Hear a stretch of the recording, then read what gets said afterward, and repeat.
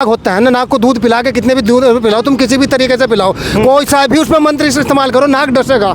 RSS Bhajpa देश को डसने वाली पार्टी है। मेरा नाम हज है, मैं हज करेंगे लोग मेरे तरफ चारों तरफ प्रक्रिया करेंगे उस प्रक्रिया को। मैं अगर अपना नाम हज रख लूँ, मेरा नाम इमाम बुखारी रख दो, तो मेरे लोग प्रक्रिया करेंगे मेरे साथ। अगर आप अपना नाम हिटलर रख लो तो आप पिछला उसका जीवन काल स्थापित स्वीकार कर सकते हो, ग्रहण कर सकते हो उसको। ये जो मीडिया द्वारा एक स्टेप नैरेटिव खड़ा किया जाता है हिंदू मुस्लिम की पॉलिटिक्स, ये इतना जहरीला, भारत को 50 साल पीछे धकेल दिया इसने। बहन जी लास्ट टाइम में गठबंधन में आएंगी, ये मैं आपको आपकी चैनल के माध्यम से बताना चाह रहा। इंडिया गठबंधन में बहन जी लास्ट टाइम में आ जाएगी और यहाँ पर जो प्रत्याशी गठबंधन से होगा भारी मतों से जीत कर जाएगा, आप भी देख लेना। 2024 के लोकसभा चुनाव का बिगुल बज चुका है और ऐसे में तमाम राजनीतिक दलों ने चुनाव को जीतने के लिए अपनी कमर कस ली है। तमाम समाजवादी पार्टी से जुड़े समर्थक मेरे पीछे मौजूद है और आपको दिखा सकता हूं, तमाम आशू मलिक के समर्थक भी मेरे पास मौजूद है। बातचीत करूंगा। क्या नाम है सर आपका? मेरा नाम फुरकान मलिक है। कैसे देखते हैं 2024 का चुनाव सर पर है, क्या लग रहा है इस बार परिवर्तन होगा या फिर दोबारा मोदी जी आएंगे इस बार? नहीं, मोदी जी तो जो यहाँ उद्योगपति हैं उनका वो कर रहे हैं, क्या नाम, नेतृत्व कर रहे हैं। वो भारत का नेतृत्व नहीं कर रहे हैं, वो तो उद्योगपतियों को, जहाँ ईस्ट इंडिया कंपनी थी ना, यहाँ अडानी अंबानी कंपनी स्थापित कर दी और यहाँ गुलाम बनाने की प्रक्रिया शुरू है। अब तो मोदी जी गारंटी की यात्रा भी निकाल रहे हैं। गारंटी तो आज तक दुनिया में किसी की नहीं, मोदी से पहले भी आगे चले गए, मोदी के बाद भी जाने वाले। मोदी भारत की बात कर ले तो मध्य प्रदेश के अंदर गठबंधन टूटता नजर आया, अखिलेश जी के खाते में एक भी सीट नहीं आई। गोदी मीडिया सिर्फ उसको प्रेजेंट करती है मोदी को और वो पीछे से कॉर्पोरेट उसको मदद करते हैं। ध्यान रखिए, ये किसी एक जो है ये ईस्ट इंडिया कंपनी भी जब लोग जागे भारत के इन सीधे साधे लोगों ने उन पर लट बजा और अंग्रेज यहाँ से बाहर गए। विपक्ष के पास तो चेहरा भी नहीं है। भोले भाले लोग हैं यहाँ पर, ये इतने जागरूक हो चुके हैं कि इन पर दंड आरएसएस जो संघ खड़ा है इसके पीछे,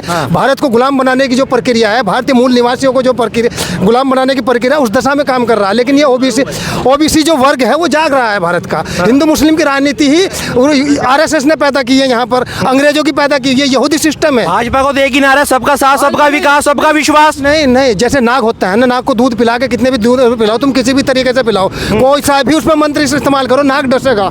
आरएसएस भाजपा देश को डसने वाली पार्टी है। और कोई नाम ही राष्ट्रीय स्वयंसेवक स्वयंसेवक नहीं है। मेरा नाम अगर मैं रख लूँ हज में हज होगा मेरा नाम हज है, मैं हज करेंगे लोग मेरे तरफ चारों तरफ प्रक्रिया करेंगे उस प्रक्रिया को। मैं अगर अपना नाम हज रख लूँ, मेरा नाम इमाम बुखारी रख दो, तो मेरे लोग प्रक्रिया करेंगे मेरे साथ। अगर आप अपना नाम हिटलर रख लो तो आप पिछला उसका जीवन काल स्थापित स्वीकार कर सकते हो, ग्रहण कर सकते हो उसको। ये जो मीडिया द्वारा एक स्टेप नैरेटिव खड़ा किया जाता है हिंदू मुस्लिम की पॉलिटिक्स, ये इतना जहरीला, भारत को 50 साल पीछे धकेल दिया इसने। अगर आज के दौर में मनमोहन सिंह जैसे इकोनॉमिस्ट पैदा होंगे तब जाके देश उससे निकलेगा धरातल से। इतनी खतरनाक जमीन की व्यवस्था पैदा कर दिया मोदी ने, आरएसएस ने मिलकर। आप भूल जाइए, हिंदू मुस्लिम की बात करें, मुलायम सिंह यादव को मुल्ला मुलायम भी कहा करते थे उस समय की बात आपको याद दिला दूं।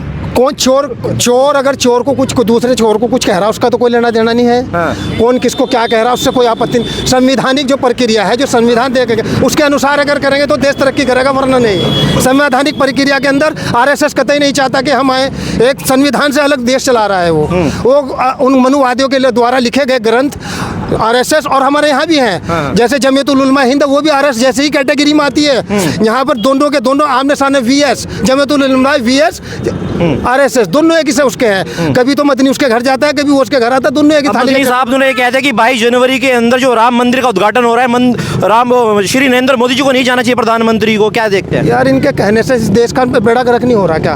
आप ये जो देश का आम वर्ग है जिसको रोटी चाहिए, उसके मंदिर मस्जिद में जाने से क्या मिल रहा है उसको? मुझे बताइए। रोजगार नहीं है, क्या मोदी जी को जाना नहीं चाहिए? किस कहां श्री राम मंदिर के उद्घाटन? वो हमारी तरफ से समुद्र में डुबकी लगा, उससे क्या मतलब है? लोगों को जाना चाहिए नहीं चाहिए, उससे क्या तात्पर्य? रोजगार कितना खड़ा किया है, कितने रोजगार दिए? वहाँ रोजगार की फैक्ट्री अमेजन कंपनी छोड़ के चले गई, यहाँ इतनी कंपनियां भारत को छोड़ गई हैं, आप तस्वीर भी नहीं कर सकते उसका। आपके वापस लौटूंगा। कैसे देखते हैं ताऊ जी, अब 24 का चुनाव सर पर है, परिवर्तन होगा या नहीं होगा इस बार? फिर देखिए, हम तो पिछड़ी जाति के लोग हैं और ये सहारनपुर जिला पिछड़ी जाति का है और इसमें गठबंधन को एक तरफा उड़ जा रहा है, यहाँ दूसरा कोई नहीं है। पहले भी तमाम गठबंधन हुए मगर कहते हैं कि मोदी लहर के सामने टिक नहीं पाते गठबंधन। सर ये है कि मोदी लहर में ही हाजी फजलुर रहमान साहब चुनाव जीते थे यहाँ और इस बार भी जो गठबंधन का प्रत्याशी होगा ना वो बहुत भारी मतों से जीतेगा सर। कहने में कुछ बात नहीं है, इसमें सच बात यही है। पिछड़ी जाति के सब लोग, पिछली बार बहन जी का गठबंधन था, मगर बहन जी तो कह रही है कि अकेले अपने दम पर लड़ना है 80 सीटों पे यूपी में। नहीं, हम बहन जी की या किसी की बात नहीं कर रहे हैं, हम गठबंधन की बात कर रहे हैं। जो गठबंधन का प्रत्याशी होगा वो कोई भी हो